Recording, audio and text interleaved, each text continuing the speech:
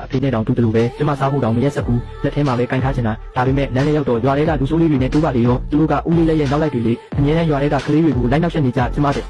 ရောက်တဲ့တခြားရုပ်ကင်ထားတာမြင်တော့မတမာတဲ့အပြုံးတွေနဲ့ဝိုင်းလိုက်ကြတယ်ပြီးတော့ကျမစီကတခြားရုပ်ကိုလူပြီးအမေနဲ့ကျမကိုယုံရင်းနဲ့စကားတွေနဲ့ဆဲဆူကြတယ်နောက်ဆုံးတော့တခြားရုပ်လေးကိုလူပြီးမြေကြီးပေါ်ပြစ်ချဖြစ်စီလိုက်ကြတယ်အဖေအစ်စ်ဝယ်ပေးထားတဲ့အနီရောင်ဖဲချိုးလေးကိုလည်းဆွဲထုတ်သွားကြတယ်ကျမမြေကြီးပေါ်မှာထိုင်ပြီးမတရားခံရတယ်လို့ခံစားရလို့အော်ငုံမိတယ်အဖွားနဲ့ဦးလေးလက်ကအရှိကနေကြည့်ပြီးအေးဆက်ဆက်နဲ့ကြောင်ကြောင်နေကြတယ်နင်တို့ခံရတာထိုက်တယ်ပါလေဝိ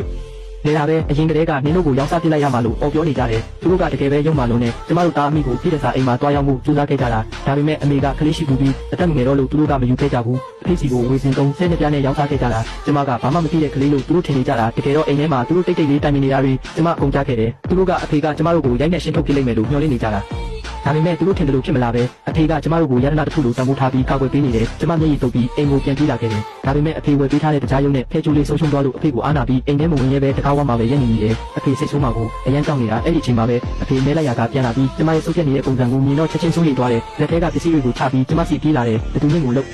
ဒါလဲလို့အမေမှာအဖေဒေါသထွက်နေတာမြင်ပြီးကျမကိုကြောက်သွားတယ်အဝတ်တွေပြဲကုန်ပြီးတကြားရုံလေးလည်းပျောက်သွားပြီးလို့ငိုပြီးတောင်းပန်ပြီးတော့အဖေကချက်ချင်းပဲလေတံကျွတ်သွားတယ်တန်းတန်းနဲ့လက်ကြီးတွေနဲ့ကျမရဲ့မျက်ရည်နဲ့ရွှွတွေကိုအသားရတုပ်ပေးရင်းတမီးမကြောက်နဲ့ဘသူလောက်တာလဲအဖေကိုပြောအဖေကလည်းစားချေပေးမယ်တဲ့ကျမအဖေရင်ခွင်ထဲတိုးဝင်ပြီးအဖြစ်ပြက်တွေကိုငိုပြီးပြောပြလိုက်တယ်အဖေကကျမကိုတင်းတင်းခတ်ထားပြီးနဲ့သူ့တကူလုံးဒေါသတွေကြောင့်တုံရင်နေတာကြွ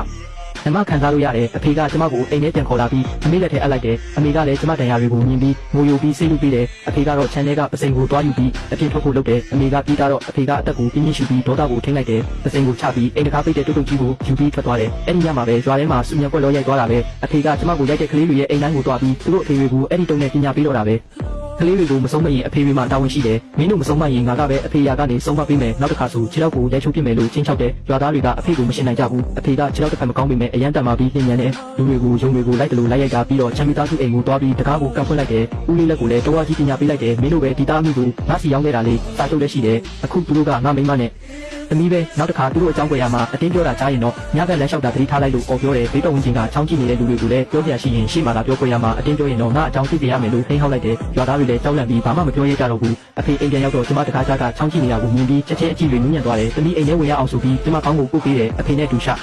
ဒီနေရတာအရန်ကိုလုံခြုံမှုရှိတယ်အဖေကကျမကိုရုတ်တရက်မေးတယ် sorry ဆိုတဲ့နာမည်ကဘယ်သူပေးတာလဲတဲ့အဖေကအဲ့ဒီနာမည်ကိုလုံးဝမကြိုက်ဘူးကျမကအဖွားပေးတာလို့ပြောပြလိုက်တယ်မိန်းကလေးမွေးပြီးရင်နောက်တစ်ယောက်ယောက်ျားလေးမွေးဖို့အတွက်ပေးတဲ့နာမည်ပေါ့အဖေကခဏညင်သွားပြီးမှပြောတယ်နောက်ဆိုညင်ကို sorry လို့မခေါ်တော့ဘူးအဲ့လိုခေါ်မယ်အေးချမ်းတာရပြီးကြမ်းကြမ်းမာမာနဲ့တန်တန်မာမာကြီးပြင်လာဖို့လို့အတိတ်ပဲရတယ်ကျမအသက်73နှစ်ရှိမှကိုယ်ပိုင်နာမည်အစ်စ်ကိုရခဲ့တာ